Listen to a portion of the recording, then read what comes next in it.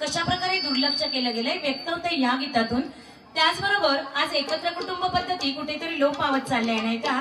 प्रत्येकाला सासू सासरे नको असतात किंवा मुंबईला जरी राहणारी गावी आली तरी त्यांचे फ्लॅट असतात सिटीमध्ये, पण एकत्र कुटुंब पद्धतीचे किती फायदे आहेत हेही समजावून सांगतील याच प्रकारातून। चला पाहूया, घेऊन येतोय गोफिनू ग गोफिनू अर्ध्या रात्री गोफिनू गदग्या गदी खायला बरी न खाईल त्याची म्हातारी मरी मेली त मेली कटकट बेली कुत्या मरायची ती आजच मेली। गोफिनू ग गोफिनू अर्ध्या रात्री गोफिनू गोफिनू ग गोफिनू अर्ध्या रात्री गोफिनू संसार नाही मोठा नात्यांना तोटा एकटेपणाला मिळतो फाटा सुख दुःख वाटून घेऊया मिळून सारी राहूया।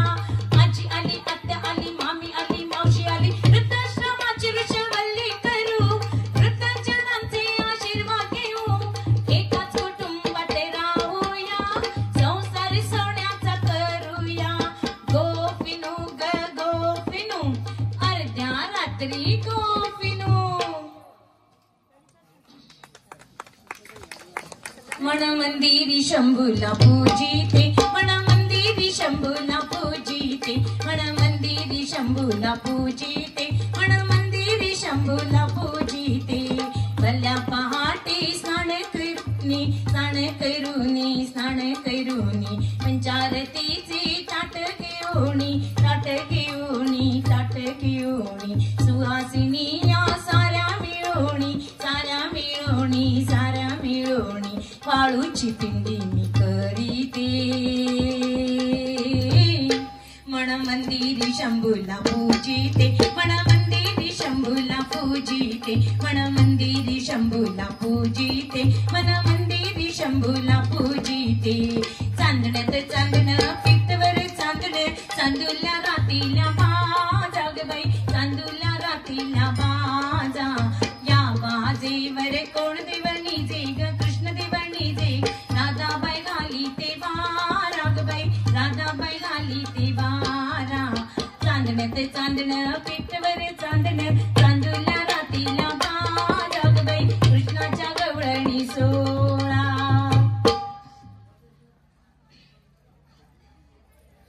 किती सांगू मी सांगू कोणाला किती सांगू मी सांगू कोणाला आज आनंदी आनंद झाला आज आनंदी आनंद झाला। रथ खेळू चला रंग उधळू चला रथ खेळू चला रंग उधळू चला आला आला ग कानाला। किती सांगू मी सांगू कोणाला किती सांगू मी सांगू कोणाला आज आनंदी आनंद झाला आज आनंदी आनंद झाला। अष्टमीच्या रात्री ग यमुनेच्या काठी गोकुळ अवतरले गोडा सुगालात नाच गाऊ तालात नाही जण तर तरले